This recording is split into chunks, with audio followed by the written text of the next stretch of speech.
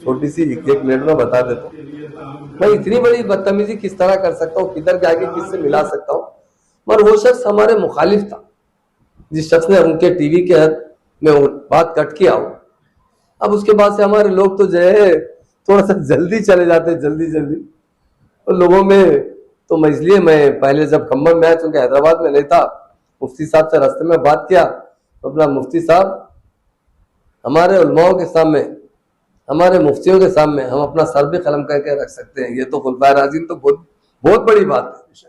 इनका क्या, उनके बारे में कभी केसीआर साहब को सोच सकते हैं उनके बारे में मिला में? ये नाउज बिल्ला, ये हम पे वो बीच का टुकड़ा कट कर दिया गया, कट करते गया उधर की दवा इधर मिल गई। तो अजब है कि ऑफिस में मैं भी माफी चाह लिया हूँ। और फिर और एक बात भी, क्योंकि यहाँ के मुफ्ती हजरात में मैं माफी चाहता हूँ। इंशाल्लाह बहुत अच्छा रहेगा। अजय भाई के साथ में हमेशा हम सीएम साहब को जरा गांधी जी से ताबीर करते हैं, क्योंकि मेरी नानी कहा करते थे जब गांधी जी को गोली मारी गई तो मुसलमानों के घरों में रोमराट था, खाना नहीं पका था। क्योंकि गांधी जी बड़े सेकुलर थे, किताबों में आप पढ़े हैं ना। और गांधी जी इस्लामिक कल्चर से बहुत अच्छा वाकिफ थे। हिंदुस्तान आजाद होने से कुछ दिन पहले एक शख्स ने गांधी जी के पास आया, जर्नलिस्ट, और आजादी में सबसे ज्यादा अगर कटे हैं तो मुसलमान कटे। ये मैं नहीं कहता हूँ, गेटवे ऑफ इंडिया पे जो नामा हमने लिखे, हिंदुस्तान आजाद होने के बाद हमारे हिंदुस्तान की हुकूमत ने लिखी है, 80% नाम तो मुसलमानों के, उलमाओं के नाम। तो उनसे गांधी जी से सवाल किया, गांधी जी मौलाना अबुल कलाम साहब की बहुत इज्जत करते थे। तो पूछा कि आप हिंदुस्तान कैसा देखना चाहते हैं? तो गांधी जी ने कहा, जवाब दिया, मैंने बहुत से हुक्मरानों के बारे में पढ़ा है, इस्लाम लिटरेचर के बारे में भी पढ़ा है। उमर फारूक रज़ी अल्लाह अन्हु के जमाने में जो इंसाफ हुआ करता था, जिस तरह की हुकूमत थी, उसी तरह की हुकूमत में हिंदुस्तान में देखना चाहता। ये काम है। बाद में दूसरी बात कहते हुए कहा कि महात्मा गांधी के बाद हमारा तेलंगाना गांधी भी है, जो अच्छी तरीके से गांधी जी के रास्ते पर चलता है, लोगों को सेकुलरिज्म लाता है। अब एक मीडिया वाले ने बीच का एक बट को निकाल दिया। अब क्या करूं बोले, मैं फिर भी तो मुफ्ती साहब से बात किया। मैं अजय भाई के प्रेस कॉन्फ्रेंस में सारे हिंदुस्तान के, मेरे स्टेट नहीं कि उसने सारे हिंदुस्तान के मुसलमानों से इस गलत फहमी के लिए मैं खुद माफी चाह रहा हूं, क्योंकि माफी चाहना ही अल्लाह ताला को पसंद है। और उधर से एक बात पूछता हूं, हमारे मुफ्ती हजरात है, हमारे मुफ्ती हजरात के चप्पल के धूल के बराबर भी हम नहीं है, कसम से कहता हूं। तो खुलफाए राशिदीन के मुकाबले में किसी कर सकते सर? सारी दुनिया के सर काट के रख देंगे, उनके खत्मों में तो कम है। अब एक शख्स ने इलेक्शन का टाइम है जो दूसरी पार्टी को सपोर्ट कर रहा है, वो क्या कर रहा है, उसमें से कटिंग करके, क्योंकि हमारे सीएम साहब के बारे में कुछ गलत फहमी डालने के लिए कुछ, और असद साहब के बारे में डालने के लिए एक वीडियो डाल दिए थे वो साहब। तो मेरे बेटे ने सख्ती से कहा, और एक बात मैं बोलना भी चाहता हूं हमारे उलमा से, हमारी गर्दन भी कट जाएगी तो हम बीजेपी में नहीं मिलेंगे। ये कांग्रेस वाले रूमर्स फैला रहे, क्यों मिलेंगे बताइए? मोदी साहब आके कहते हैं नहीं बोलना चाहिए, जगह क्योंकि सियासी नहीं है। कि केसीआर साहब मेरे से पूछ रहे हैं कि केटीआर को चीफ मिनिस्टर बनाएंगे।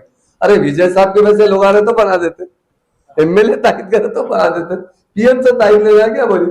उन्होंने बोलते रहते सीएम साहब के पीछे, वो मेरी बात को कट करके क्या कर दिए, वो तेलंगाना के महात्मा केसीआर साहब भी महात्मा गांधी की तरह उस ख्यालात से चलते हैं, और हम कई बार बोल चुके हैं। वो बात तो काट देके उसको लगा दिए। तो उसमें लोगों में थोड़ी सी गलतफहमी है। फिर भी किसी का भी जर्रा दिल में इतना बाल बराबर भी किसी को मेरी गुफ्तगू से ही अगर कोई आदमी उलटपट करने से भी तकलीफ हुई तो मैं उससे माफी चाहता हूं। मैं आपका खादिम हूं और आपके कदमों के पास रहने वाला हूं। आपके दुआओं से, आपकी वजह से ही मुझे डिप्टी चीफ मिनिस्टर मिला है, आपकी वजह से ही मुझे होम मिनिस्टर मिला है।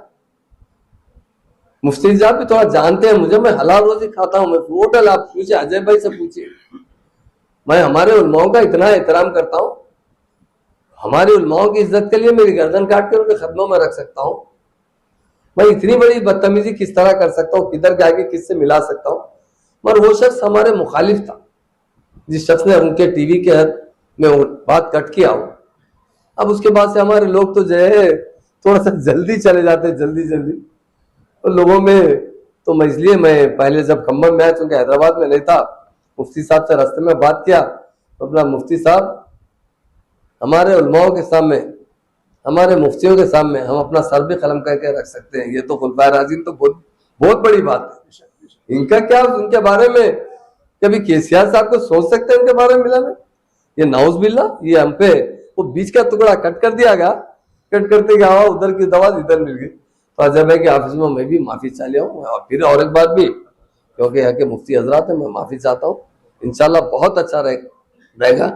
अजय भाई के साथ में मेरे हिंदू भाइयों से सभी लोगों से कहता हूँ, कितनी तरक्की आई है तेलंगाना के अंदर, आप खुद इस बात का अंदाजा कर सकते हैं। हर आदमी जानता है ये जो 9 साल 4 महीने की हुकूमत रही है, बहुत अच्छी हुकूमत रही है, बहुत अच्छी तरीके से डेवलपमेंट आया है, जिसमें सभी लोगों को तरक्की करने का मौका मिला है।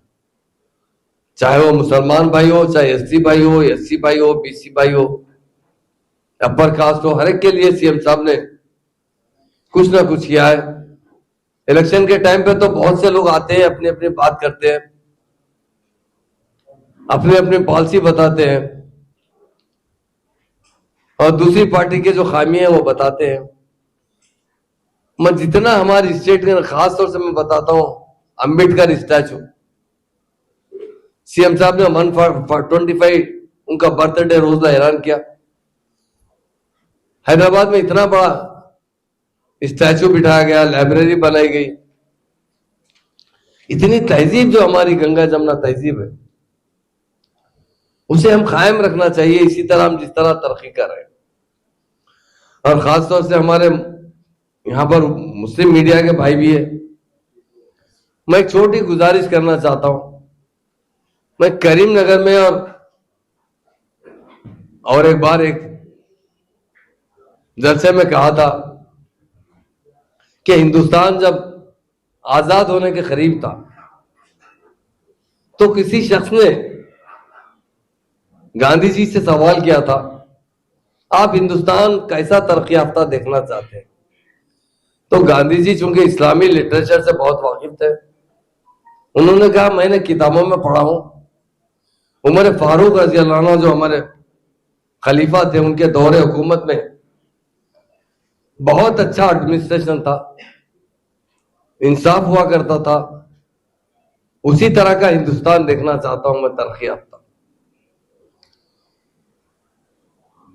मैंने इसके साथ कहा कि हमेशा भी कहते रहता हूं कि एक तो महात्मा गांधी है, जो महात्मा गांधी है जिसे हम याद करते हैं, जो हिंदुस्तान को आजादी दिलाए।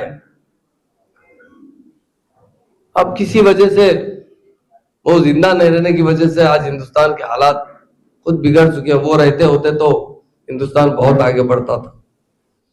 उसके बाद तेलंगाना के जो केसीआर साहब है, उन्हें भी हम महात्मा कहते हैं, वो भी तेलंगाना को तरक्की दिला रहे हैं। अब एक मीडिया वालों ने वो बीच का वर्ड को थोड़ा सा हटा दिया, हटा के उमर फारूक रजी अल्लाह से जोड़ा। मैं कहता हूं हम किस तरह जरूरत कर सकते हैं उमर फारूक रजी अल्लाह हमारे के किसी से मिसाल देने की? तो मीडिया जो कि वो हमारे साथ जरा नाराज है, वो कुछ कर दी है उन्होंने गोलमाल, वो लोग देख रहे हैं, हमारे उलमा भी देख। मुझे बड़ा दुख भी हुआ है, मुझे आंख में आंसू आ चुके कि मैंने क्या बोला, लोग ने क्या सोचा। फिर भी मीडिया के तमाम भाई है, मैं तमाम लोगों से अगर वो कहीं भी अगर ऐसी मुझसे भूल चूक होती है या किसी वजह से किसी को तकलीफ है, तो मैं दिल की गहराई से उनसे माफी चाहता हूं। आप मुझे माफ कर दीजिए अगर आप समझते हैं, पर मेरे दिल में खुलफाए राशिदीन हो, उनका तो बड़ा एहतराम है। और वैसे हमारे औलिया अल्लाह हो, मैं भी बुजुर्गों का बड़ा शहदाई हूं।